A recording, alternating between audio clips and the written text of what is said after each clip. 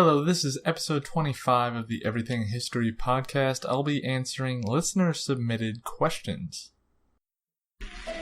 I discharged my last duty as king and emperor. This is Everything History. Everything you hold worthwhile is at stake. We meant more to kids than Jesus did, or religion at that time.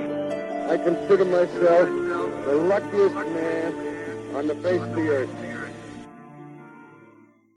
Alright, this first question is from Sandy.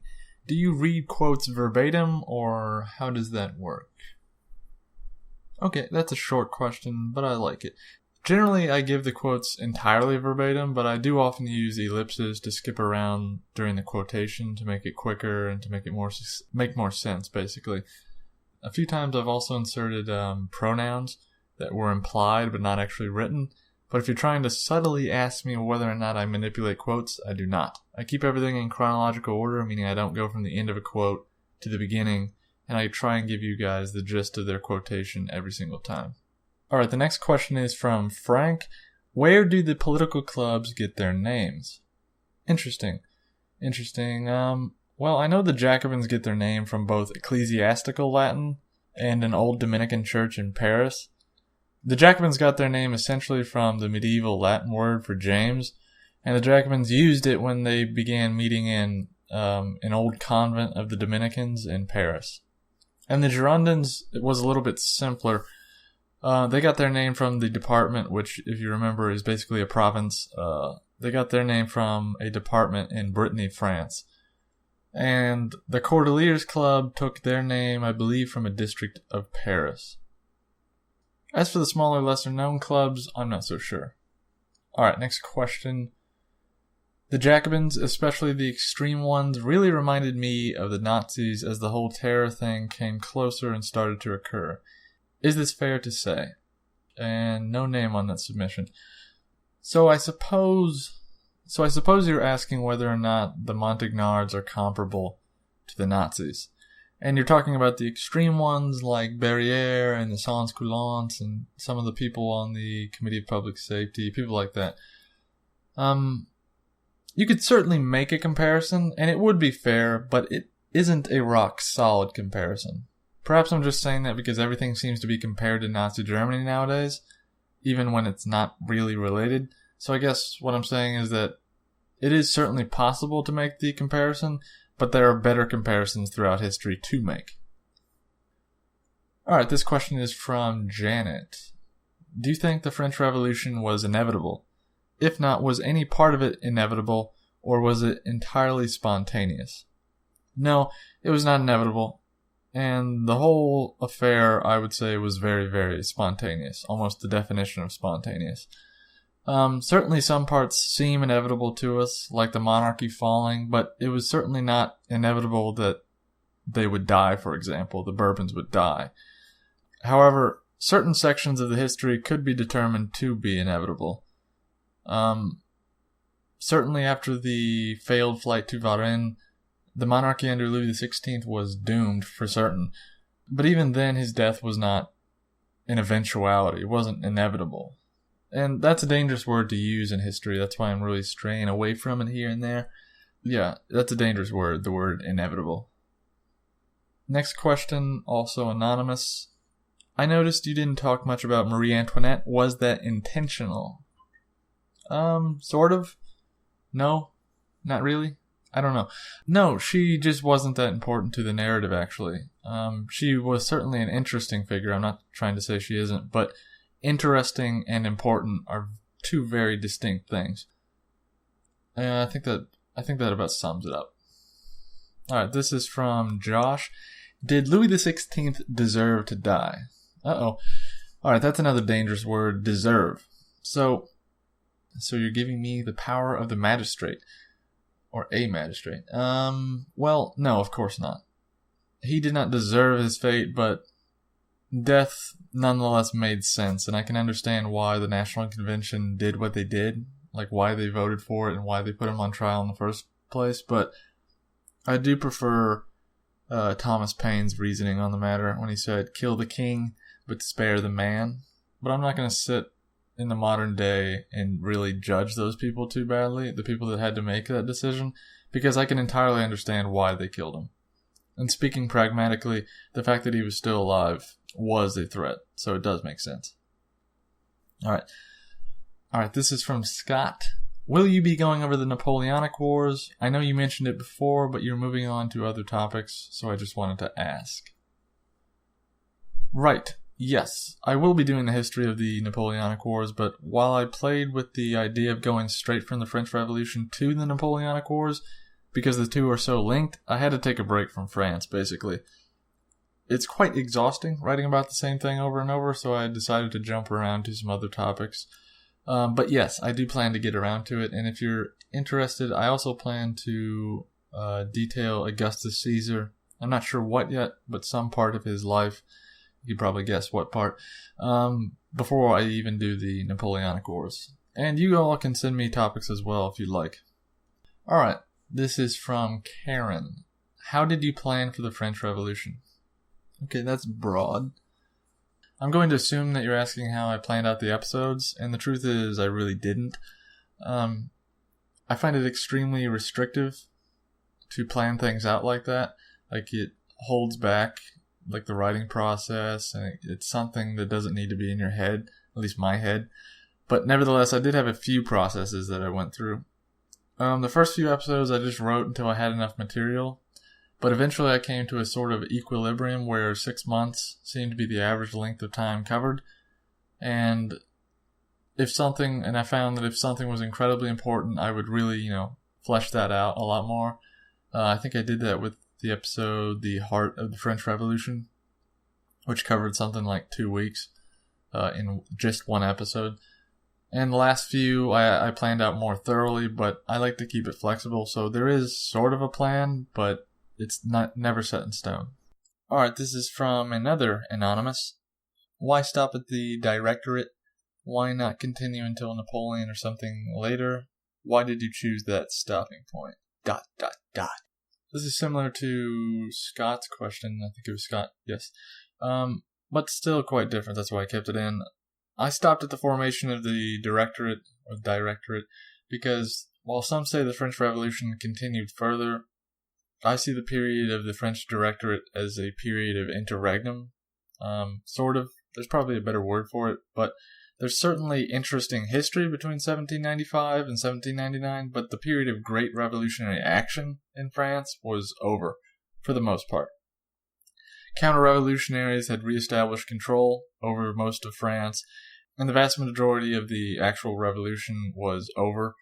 And due to this and the fact that the directorate would have power for 4 years, I thought it would be a good stopping point. I think I explained that a little clearer at the end of episode 24, actually, so you could go back there and listen to that if you want. Alright, this one's from Joshua in Washington State, I assume. Just a vague question, but if you're on Reddit, what's your opinion of Ask Historians? I actually really love this question. I am indeed on Reddit, but I don't subscribe to Ask Historians anymore. They are very good at what they do, but I think they take history way too seriously. That may be necessary when it comes to the internet, but even though I love history, Reddit, nor the internet in general, is a very healthy place for historical discussion. I've definitely discovered that. So I try and avoid the entire situation entirely. Next question is from Warren. Who's your favorite character from the whole French Revolution? Marquis de Lafayette, for sure. And I really don't know why. I just really liked the guy. I always liked reading about him. Maybe that's because I'm American and, he was involved in our revolution or our War of Independence. But almost every decision he made felt like a decision I would have made. So that's probably actually why. Next one is from Richard. Where did the French Revolution go wrong, if at all? And had the Reign of Terror not happened, what would we think of the whole affair? Well, these two questions are impossible to answer, really, but I'll do my best. I might not be able to answer that second question at all, though. Well, anyways, the French Revolution started off wrong. It didn't, really go wrong. It started off on a bad foot. The leaders of the early revolution may have thought that they were leading a people in Paris that really desired freedom, equality, and liberty, But in reality, much of the situation was really dictated by the fact that a vast majority of the people were experiencing economic hardship. And while liberty and freedom was something that people cared about, what they really cared about was getting food. And considering France, Paris especially, it was hard to even buy food during the late 1780s, and certainly during the Revolution, even with ready money, it made for an unstable nation. And so the whole time the nation was unstable, and that's what allowed everything to really escalate and do this and that. But there's not really an answer to that question. I mean, you could write a book on that, but it would be a what-if thing. Like, there's not an actual answer. Alright, next one. So which do you believe was more revolutionary, the American or French Revolution? Also, which was more important? The first question's answer is the French Revolution. The second question is really invalid, the importance thing, because it's impractical to compare importance with such large events. I think that's all I have to say for that. Alright, one Amy asks, is the French Revolution one of the most important events in mankind's history? Well, that's a very unique question, and this depends on your perspective. Looking at Europe the way it is now, I would say it is very, very important. But to much of the non-Western world, the event really isn't important at all. Also, if historians look back on it 200 years from now, it may be far less important than we think it is. It just depends on how you look at it and where you grow up and things like that. Personally, I think its importance is really blown out of proportion, at least a little bit, and it might be a stretch to call it one of the most important events in the history of mankind. I mean, we've been around for a long time, so I'm not sure. From Lisa, why did you choose to do the history of these revolutions, especially the French Revolution? Also, what's your favorite period of history? No reason, really. I intended to do the English, American, and French Revolutions one after another. All interesting topics. No real reason for any of it, including the French Revolution. Sorry, that's kind of a boring answer, but it's the truth. And I like your last question. Favorite period of history? That would be Rome for me, specifically the era of the Republican Empire and the early Roman Empire. That specific era changes from time to time now. This is the last question I got from you guys, and it's another anonymous. Alright, hi Thomas, I recently tried to read Herodotus' histories. I'm still in high school, but I'm a smart enough guy, and I thought I'd be able to read it. But I couldn't. Can you give me any pointers on reading these ancient books? If not, thanks anyways, and I hope you keep doing the podcast. Thanks for the last note, and a very good question, seriously. I really, really appreciate that you asked this, because a lot of people are too nervous to ask questions like this. And I've personally had very similar problems, and I think every honest reader has ran into this issue. I kind of call this the War and Peace syndrome, or the Tolstoy complex. I had the same problem in high school when I tried to read Thucydides' history of the Peloponnesian War. It's just some books, papers, and the like are hard to read because of the grammar and the language differences caused by time dilation. Reading someone from over 2,000 years ago is really hard, basically. Such text was originally written usually in Greek, and modern languages have changed quite a bit, and so when you read writing from a different time period, it can be very, very difficult. So definitely don't feel bad about it. And this is the exact reason people despise reading some authors, by the way. Their grammar and writing style can be very, very different from the norm of today, or that person's day. People run into Tolstoy complex with Shakespeare, the Bible, and even like Lord of the Rings. It happens all the time. I still run into it. So allow me to give you some pointers. I'll try and not sound too pretentious. Okay. Reading Harry Potter is like a 3 out of 10 on the reading difficulty scale.